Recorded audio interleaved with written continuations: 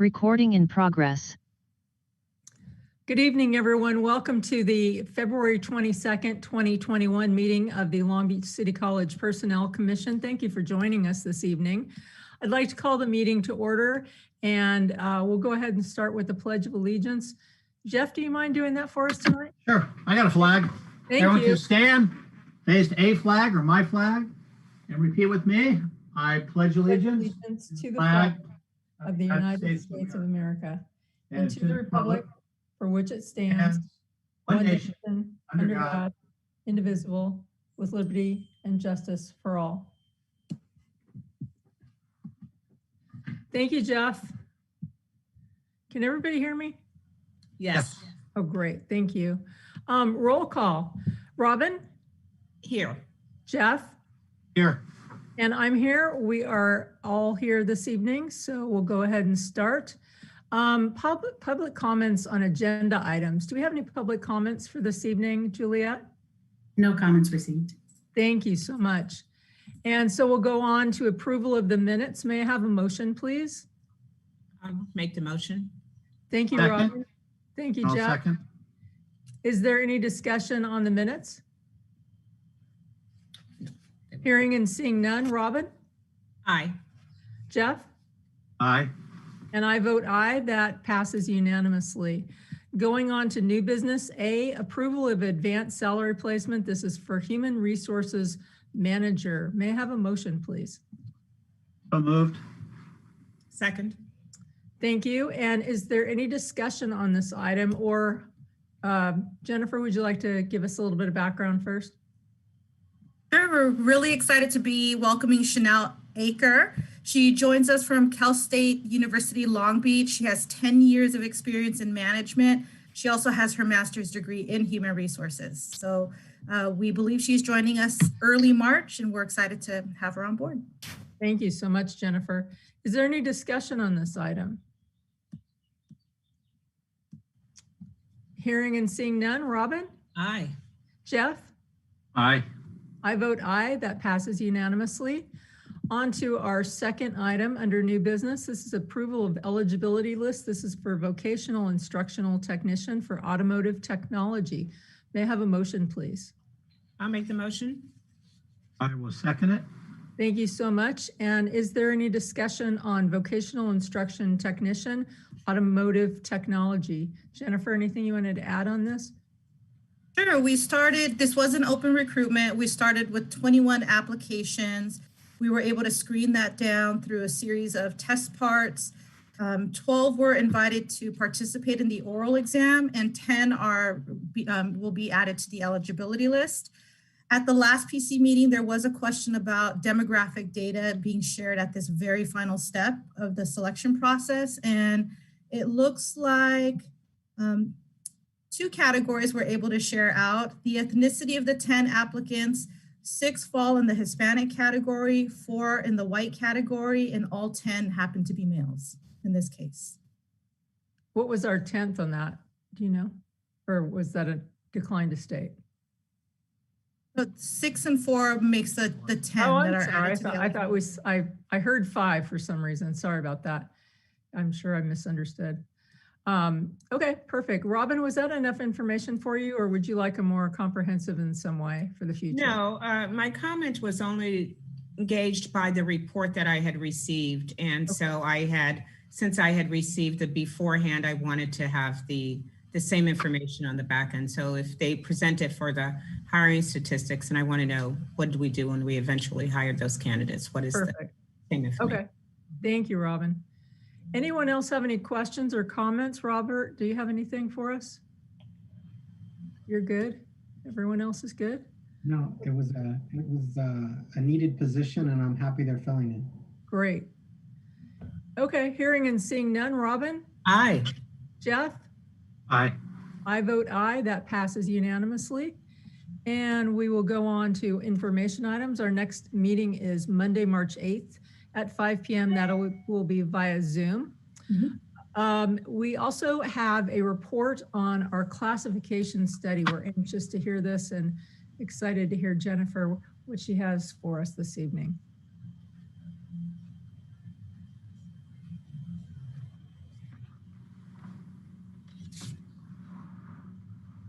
I think you're muted, Jennifer. I haven't heard anything. Sorry about that. Are you able to That's all see right. my screen? It's Yeah, a I can see you, PowerPoint. Yeah. Yes. Okay, so let's go ahead and get started. Today is just a general update of where we stand today with the class study. Let's see. So I wanted to start with some key definitions. We will be providing a more comprehensive report to the commission at some point in time.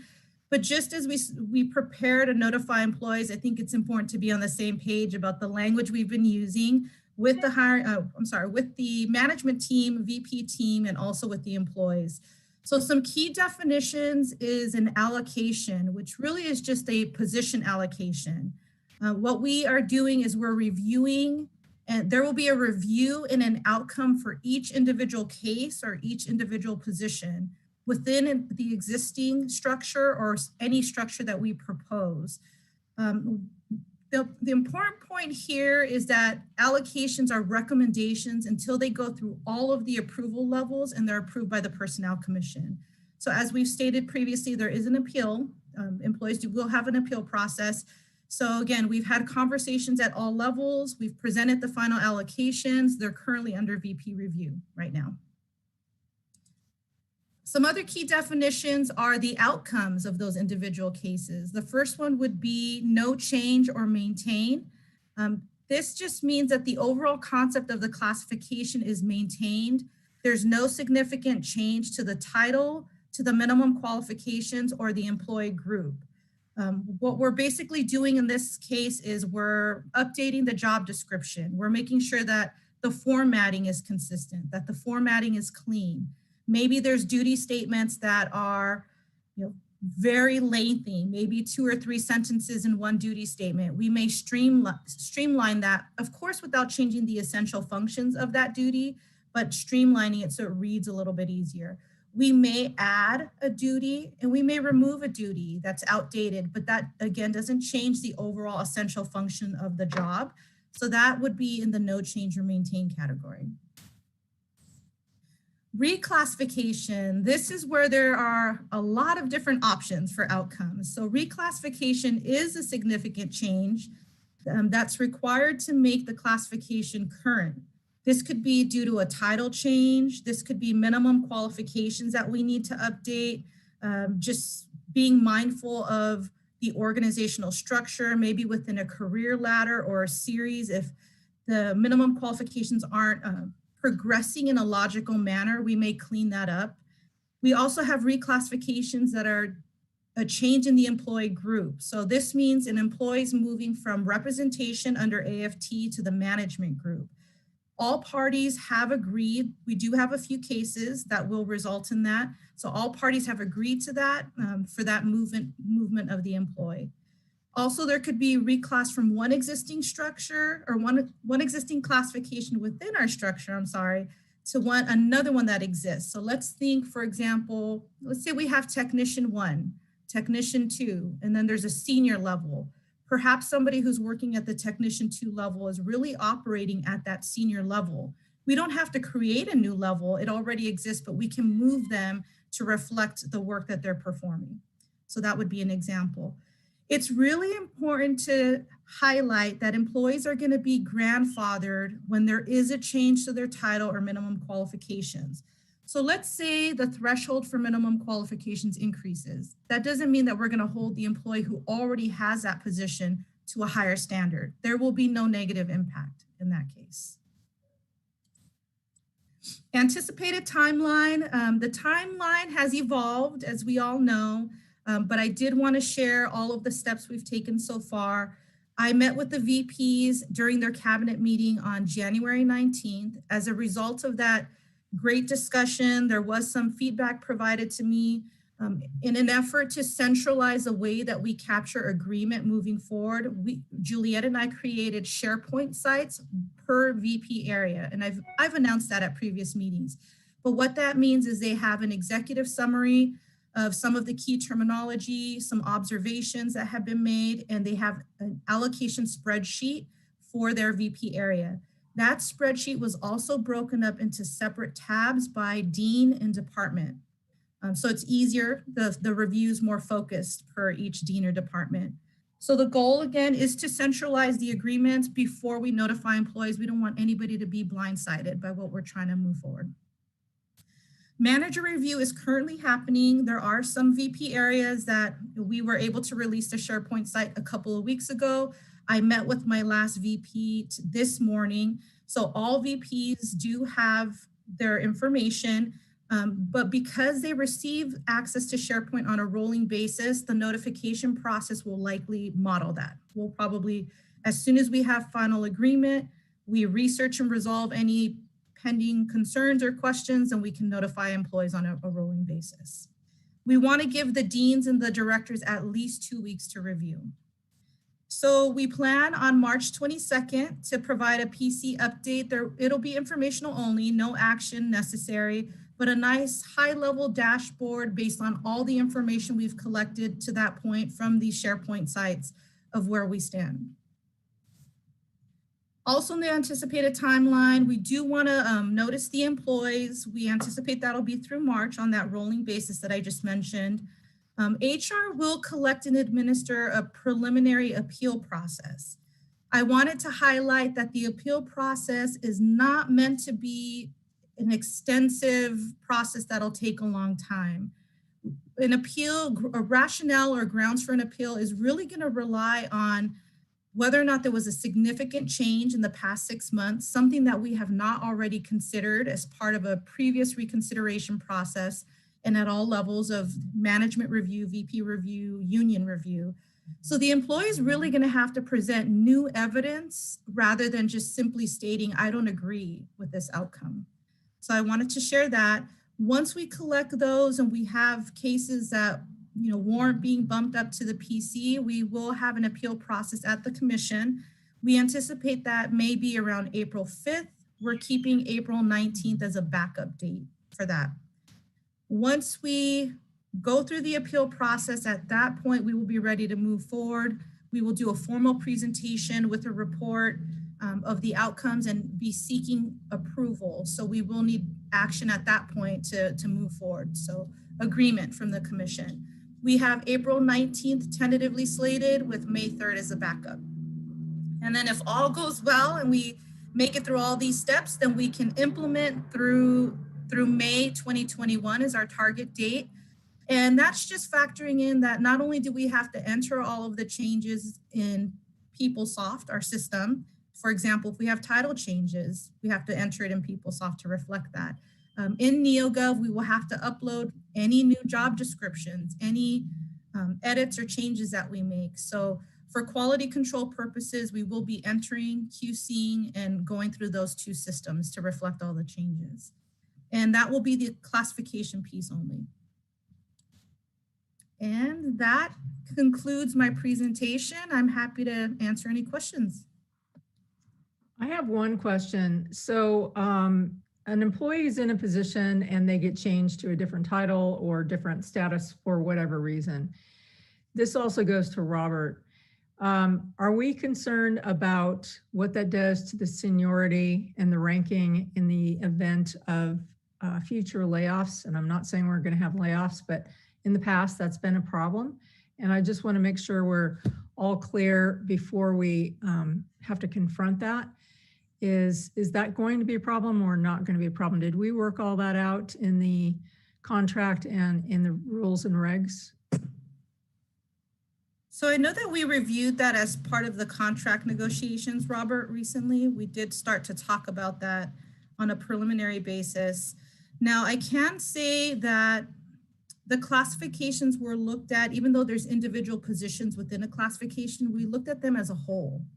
So there may be one-off cases where a person, one position within a classification is reclassified, let's say to a new level within the series. But generally speaking, if we made a change to the classification, it was as a whole. So we updated the job description, the title, the MQs. So the seniority piece, I don't think is going to be a major concern. We may have one-off cases that we'll have to review carefully in those cases. Robert, do you have any thoughts on that? Bumping was a really big problem last time. And it was because people went up or down. So they'd been in their position a shorter time, even though they'd been at the college for, really long time. I'm pretty sure now if they bump back to their previous position, they carry their existing hours in the upper position to the lower position. So it comes down to the date of hire. So when you go back, most of the people were hired before the ones that are presently there because they promoted through that position. So I'm not expecting it to be a problem like it was in the past. I'm pretty sure we addressed that, but there could be some slight problems with changing people from different ladders, but that'll be just have to be checked before that actually puts implementation. Can we just make sure that that happens? Because anything we can do to stay ahead of that piece, I think is super important. Again, I hope that we never have layoffs again, but it was really a significant problem last time. And I'd like to head that off if we possibly can. And Janine, we were conscientious of that in looking at specialized versus broad classifications. Okay. There were a few cases where we thought, maybe rather than having one-off titling, maybe we should broaden this class. And having that foresight in mind, we decided not to go that route. So seniority and bumping rights wouldn't be a bigger issue to manage. Okay. Thank you both. I just want to keep it on the top of our radar. Can we go back to slide 6 again, the last slide?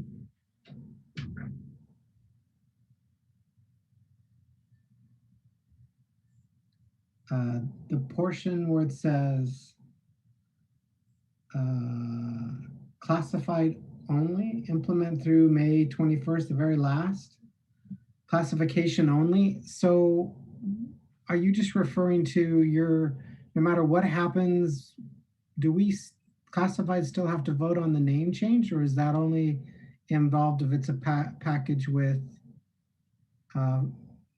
money changing? So based on what I know, Robert, you and I have gone through the meet and confer process for impacts. So if the commission approves the changes that we propose, the recommendations, then we would be okay to implement from that point forward. Okay. I just want to make sure, because with the classification only, I want to make sure what exactly you meant by that. So phase 1 is focused on classification only. Now, where we may have to address beyond classification would be in the case where there's movement from AFT to management, as an example, because if we place somebody in a management classification, there has to be a corresponding pay range that goes with that. So that piece, Robert, I would have to bring back to you. We'd meet and confer over it, make sure the VPs are on board before implementing that piece. Okay. For now, we're focused on the classification piece. Historically, I don't recall any vote that ever occurred as a result of a classification study. It's been so long. When was that vote? 2007, I think. I think that was the last time we wrapped one up, or 2008, around then. Okay, I'll research it. I don't recall one. Yeah, my only concern with the vote would be that it directly impacts members of AFT. And so I don't know if there may be conflicting interests. So it'd be hard to vote on that as a whole. Right. Okay. Robert, just for my clarification, what was your main concern on that about with the, your issue is what? If you guys are voting on what was discussed between us and Human Resources, I'm okay with that if the thing is presented entirely. Like she said, there's portions where people may need to be in management who are managing people, that I understand. And that isn't a AFT representation of managing there's a limit to where you have to move into management. And then there's other things where the ladder was adjusted to make things fair to the people in the classification ladders. So long as it's all addressed through the Personnel Commission and everyone's happy with their title or their whatever they're going to be sent, then I don't have a problem with it. Okay, I just want to make sure we're talking the same language. Yep, I think the point that was emphasized about there is an appeal process. I think that's important so people do feel that it's not so absolute. There's no other avenues to pursue. So I think that's good, but also understanding the point of you just can't say I don't like it. But I think most people have been very good thus far about when they've had issues. They've been very, they've elaborated on it.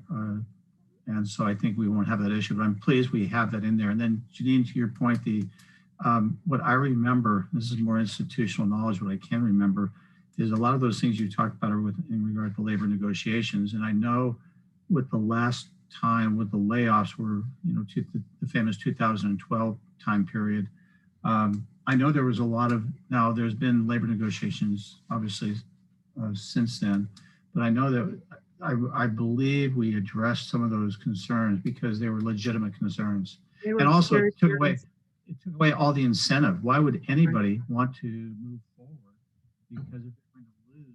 It really made no sense. So I have to go back, but what I remember vaguely, but then I don't remember breakfast either. But what I do remember is that it was addressed because of concerns that were raised. So hopefully those won't be something with our parameters. But the bigger issue for me is just seeing this with Jennifer, the appeal process, because as we know, it's been overdue, and so sometimes that's not always a good thing. So I'm glad at least we have that in place, and we'll see. We'll just find out. We'll see what happens. Jennifer, I really appreciate the PowerPoint. Is there any way that we can put it onto the online so that people at home can view it as well? Sure, I don't see a problem with that. I think it'd be great so that it's a good reference for Robert or Donna to pass on to AFT for anybody who wants to view it. Anything else from anyone on the on Jennifer's report? Jennifer, are you have the timeline is pretty much set in stone now? There will be no more delays? Well, if you notice, Robert, at the top of my slides, it did say anticipated timeline, and I did refer to target dates. I mean, we're trying to move forward with all good intention and stick to this timeline, but if there are any unforeseen variables, we'll let you and the e-board know right away. Thank you.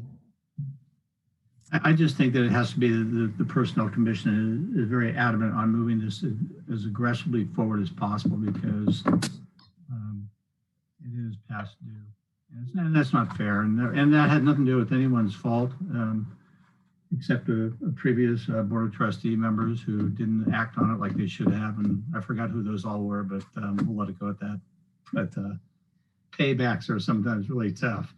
So yeah, I just think it needs to be really emphasized that classified staffs waited much too long for this to finally be finished. Robin, do you have any questions or comments? I do not. Thank you.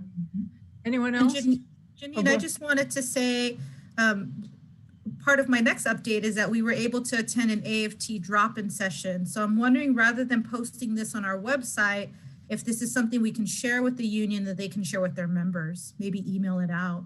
Can we do it both ways? I always like to have the historical reference for our purposes as well. So if we could do it both ways, that'd be great. If it's not too much of a hassle. Okay. That'd be great. Thank you. Thank you, everyone. Jennifer, thank you so much for the report and the update. Okay, on to closing items. Comments from the staff. Jennifer, what do you have for us? So I have another PowerPoint, but this one will be fast. I promise I'll breeze through this one. We were really honored to be invited. Let me see, give me a second. Try to present this. You have it.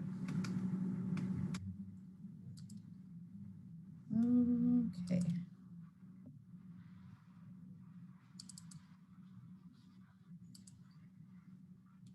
Sorry about that. Do you see it? Yep.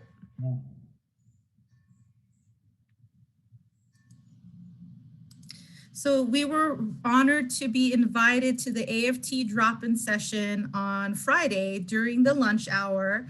We thought we only had 15 minutes, but we were allowed to stay for a whole 30 minutes and field some questions and really just start improving communication with some of the members. So we put together this slideshow, and I really want to thank Juliet for doing so. She did a great job.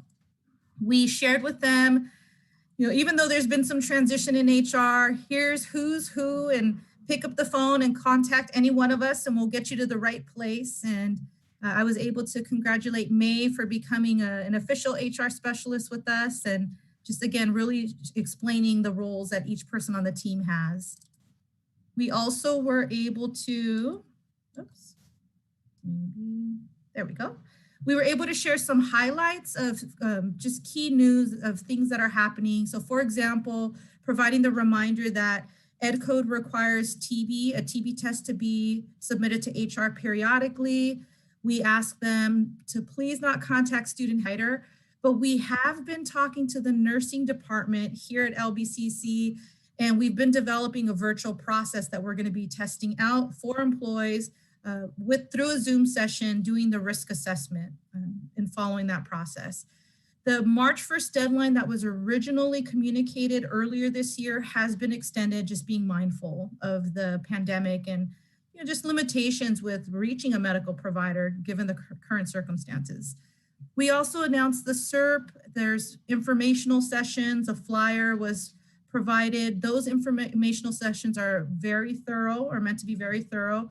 But in addition to that, they can schedule an individual appointment, a 45-minute appointment, to have their pension calculation tailored to their specific needs. So we made those announcements as well.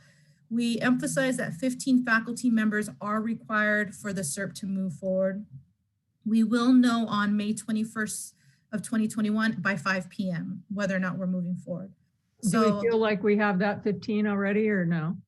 I have no information related to that. I'm sure that number is going to evolve over time. Sure. And so HR management's trying to determine if we should provide updates periodically or how soon we can even share that information. I've yet to see them not make the minimum. Right.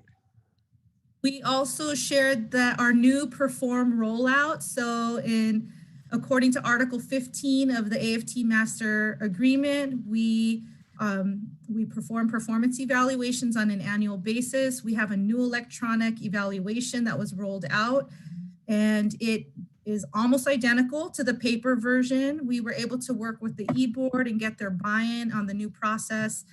We shared that if for some reason, they should never be blindsided with performance feedback, but if for some reason they receive a rating of 2 or 1, 2 being needs improvement or 1 unsatisfactory, that they should receive a written improvement plan from their manager. So they should receive feedback in writing that will be helpful to improve. And so employees always have a right to provide a rebuttal in writing, and the deadline for sitting down and having that conference with their manager is March 15th of 2021. So we shared that. And then we did provide some high-level updates of the class study as well during that drop-in session, which I just covered. So overall, I think we received some great feedback, a lot of great questions, and we plan to attend those drop-in sessions every month, even if they were given 10, 15 minutes just to spotlight a different classified HR member and share some updates. And that's what I have for staff updates. Oh, wait, I have one more. Oops. I have one more update that I wanted to share. Any questions on that one? I'm glad that you've done that, Jennifer.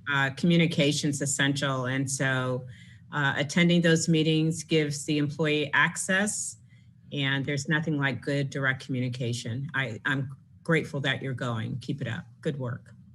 Thank you. I think we had about 70 AFT members attend, right, Robert and Donna? Oh, wow. 70 to 80.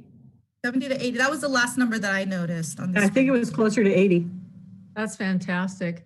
If anytime you do this in the future, which I think is absolutely wonderful, and I appreciate AFT offering that time to you, if you could always share those updates with us as part of the meeting. You could even let us know and we could agendize it as well so that everyone could get it. If they missed that meeting that day, they could come back and watch this so they could get the update. But thank you for doing that, Jennifer, and thank you for the access for her, Robert and Donna. I'm curious, is that normal attendance? No, I was contacted by Starla Thomas and I was asked to present specifically on the SERP. And then just in communicating with her, we came up with this idea that maybe this should be an ongoing thing where a classified HR member attends and introduces themselves or just shares any updates that are relevant or timely. And so kind of like a spotlight and a way to improve communication is exactly right, Robin. Was 70 to 80 a normal, is that a normal what you would expect? I know it's Zoom, but is that typical? We just started doing these drop-in meetings on random Fridays. It might be a third Friday of the month or something. I can't remember, Robert. Anyway, we just started doing them. And I think people just want to get out of the house. So they come to the Zoom meetings. In fact, it made me think that going forward, we may just stick with Zoom meetings for a lot of our meetings because we seem to get greater attendance and people feel better asking questions in the chat box rather than standing up with a microphone and asking questions. I think they're more comfortable. So yes, and props to Starla for putting it all together and being in charge of these. She does a great job. That's fantastic. If you can keep doing it, really, and get that type of turnout, usually, I mean, not to be cynical, but usually when you have that large of a crowd, it means something's wrong and they've come to go after somebody. So it's nice to see they just quote unquote want to get out of the house. But also, No, and they know when we tell them what we're going to talk about, I mean, that's the draw. I mean, they knew that Jennifer was going to be there, that HR was going to be there, and everybody was very interested in the subject. I did one a few weeks back on using your vacation days, and I think we had 110 people. So, Great. wow, well, very good. Good job. Something positive out of these Zoom meetings. I'm happy to hear. So Thank you. the last staff update I have is I'm excited to announce that we have a few participants attending the Merit Academy. I attended the Merit Academy, I think back in 2008, so a while ago, and Juliet completed it last year. But for this session, we have Robin Gordon Peterson, one of our commissioners, and Patrick Connell, and also May Shi, our HR specialist, will all be attending. And that is from March 20th of this year through, it looks like June 24th. It covers all topics, merit system related, even class and comp, the Brown Act, certification and selection. So a lot of really great topics will be covered during that academy. Jennifer, could you please send that? Because when I came on, I hope it's not an indication, but right when I came on to the Personnel Commission, the pandemic hit. So I'm not going to put those two together, but the whole with the doing this, I remember having outreach with it, but that's when it was in face-to-face and I was excited, but everything sort of changed with the pandemic. So if you could please forward that to me, because it would be very interesting again. And to actually, because I have not participated, and it was just because of what took place. So I think it's a great thing. I think there's a lot of things to learn there. So I look forward to it. So if you could please just send me the information, I'd appreciate it. Juliet has it at her fingertips. She's the one who coordinated and enrolled attendees. So we'll definitely get that information over to you. I'm too late this time. Don't worry about it. It's not but yeah, it's something I do want to, I have on my calendar to do, but so I didn't realize that. Okay, I thank you. think we still have time to have you join. There's still about a month. Yeah, perfect. Send me and I'll get it returned to you. Absolutely. Well, that's great news. Anything else from you, Jennifer? Thank you so much. On to comments from commissioners. Robin, do you have anything? Jeff, do you have anything? The only thing I have is on the 11th. Well, there's a lot of activity going on this month, but also on March 11th is the State of the College. It's going to be done, obviously, through the whole Zoom process. So I'm looking forward to watching, but getting out of the house, so to speak. But is there anything else we need as regard with the State of the College address? I don't think so.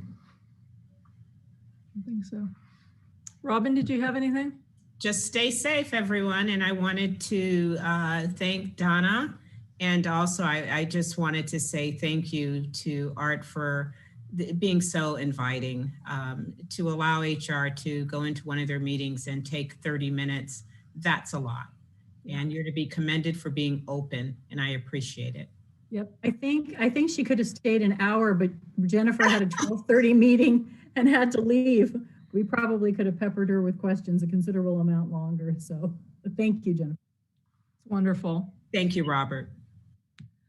I just wanted to share that I watched Robin's presentation to the Black Heritage Month. It was about a week and a half ago, and how wonderful it was. She was sharing her personal story about her challenges of starting college and then deciding not to, and then going back, and the tremendous success she had. And it was so uplifting, and it was so inspirational to any student or anybody who has anything to do with education. And I really appreciate you representing us so beautifully that day, Robin, as you always do. But it was magnificent, and thank you so much for doing that. It's really great. That's all I have. And on to public comments. Do we have any comments from anyone else in our audience this evening? Anybody? Doesn't look like it. And I just lost my agenda. So hard. I need to bring up two screens when I'm doing this. With that, nothing else for this evening. And so I appreciate everyone being here and your input. And for tonight, we are adjourned. See you in a couple weeks. Thank you. Thanks, everybody. Recording stopped.